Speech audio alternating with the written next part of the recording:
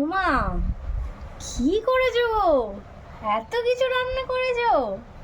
কোনটা ছেড়ে কোনটা দিয়ে খাবো আজকে? বাহ, বসে বসে এত কিছু রান্না করেছো? হ্যাঁ, আমি রান্না করতে ভালোবাসি, হ্যাঁ। খাওয়াতেও ভালোবাসি। বলো বলো মা, তাড়াতাড়ি বলো। এত কিছু দেখে ফার্স্টে আছে সাদা ভাত, ফার্স্ট দিয়ে দিলাম সাদা ভাত। তারপরে কি করেছো? আর করেছি তো অনেক কিছু দেখা যাচ্ছে। পটল ভাজা, ঠিক আছে? প্রথমে পটল ভাজা থেকে শুরু।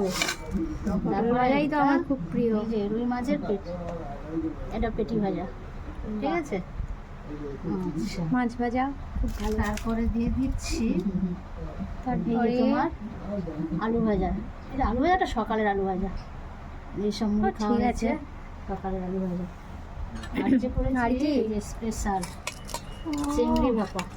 বন্ধুরা, এই চিংড়ি ভাপার রেসিপি যদি তোমরা দেখতে চাও অবশ্যই কমেন্ট করে জানিও। আমার মায়ের হাতের চিংড়ি ভাপা। চিংড়ি ভাপা করেছি, চিংড়ি ভাপা অনেক দিন পরে চিংড়ি ভাপা। কুমড়ো পুঁইশাক দিয়ে চিংড়ি দিয়ে ঘন্ট। আজকে আর থালায় জায়গা হবে না মনে হচ্ছে, এত কিছু রান্না করেছে। আর করেছি একেবারে পাতলা করে রুই মাছের ঝোল। বাহ, আর শেষ পাতে রয়েছে এই যে, আর থালির মধ্যে জায়গা হচ্ছে না, শেষ পাতে রয়েছে চাটনি। আজকে আর থালার মধ্যে জায়গা নেই। একটা পাতলা করে একদম গরমের দিনে সব থেকে আমের চাটনি। মা, দই মিষ্টিটা কি আলাদা করে রেখেছিলে? হ্যাঁ, দই মিষ্টিটা আলাদা করে গেছিলাম, কারণ এটা পরে খাবো। অত কিছু দিয়ে ভাত খাওয়ার পরে তো আর দই মিষ্টি খাওয়া যায় না। তাই এসব সবাই মিলে এই শুভ নববর্ষে মিষ্টি মুখ করি।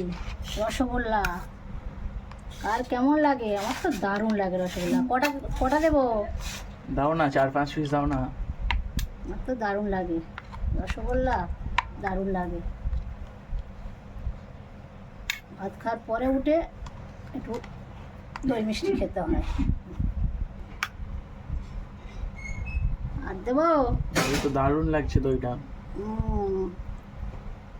কেন, একটু খেয়ে দেখো দেখি। হুম, মিষ্টি খেতে দারুণ। দারুণ লাগে।